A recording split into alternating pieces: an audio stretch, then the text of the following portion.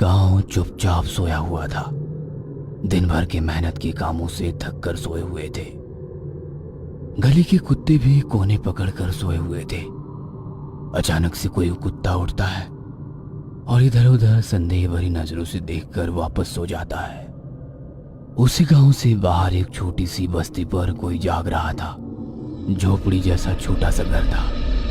वहां पे किसी का आना जाना नहीं था, इसलिए उसने वो जगह चुनी थी उस अघोरी काम को अंजाम देने के लिए। चारों तरफ सन्नाटा था, लेकिन रात के कीड़े अपनी आवाज निकालकर उनके होने का एहसास करा रहे थे।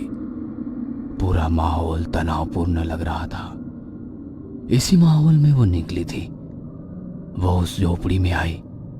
घर वालों के सोने के बाद चुपचाप निकल आई थी एक खौफनाक काम की शुरुआत करने के लिए। उस झोपड़ी की दीवारें और जमीन गोबर से लिपी हुई थी। उसने साथ में लाई हुई मोमबत्ती जलाई।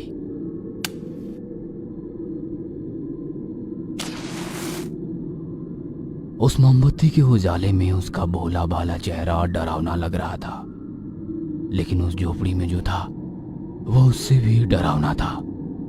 झोपड़ी के कोने में एक मुर्गा था। उसके पैर और पंख बंधे हुए थे। इसकी वजह से वो हिल भी नहीं पा रहा था। फिर भी जैसे तैसे उसके पेट से गुर्र गुर्र की आवाज निकल रही थी। उसने उस मुर्गे की तरफ देखा। एक अजीब सी मुस्कुराहट उसके चेहरे पर आई। उसने अपने बाल खोले छोड़े और मटके में रखा हुआ पानी सर पर डाल लिया। गीले बदन के साथ किसी मंत्र को बड़बड़ाने लगी। उसने कोयले का टुकड़ा निकाला और नीचे जमीन पर कुछ अजीब सी आकृतियां निकालने लगी। उसने 4 नींबू निकाले। उसमें अपना अंगूठा चुबाकर नींबू फोड़े और चारों कोनों में एक एक रख दिया। फिर उसने उस मुर्गे की तरफ देखा। उसने उस मुर्गे को उस आकृति के बीच में पकड़ा। मंत्रों का उच्चार और तेजी से करने लगी। उसकी आंखें लाल हो गई थी। उसने मुर्गे की गर्दन दबाकर पकड़ी। मुर्गा तड़पने लगा और एक अलग ही आवाज में चिल्लाकर उसने उस मुर्गे की गर्दन मरोड़ डाली।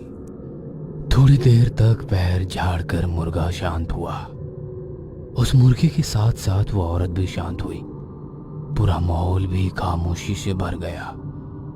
लेकिन उसने शुरू किया था एक जानलेवा खेल, जिसको बोलते हैं काला जादू। इस कहानी के लेखक है आसिम नागराल।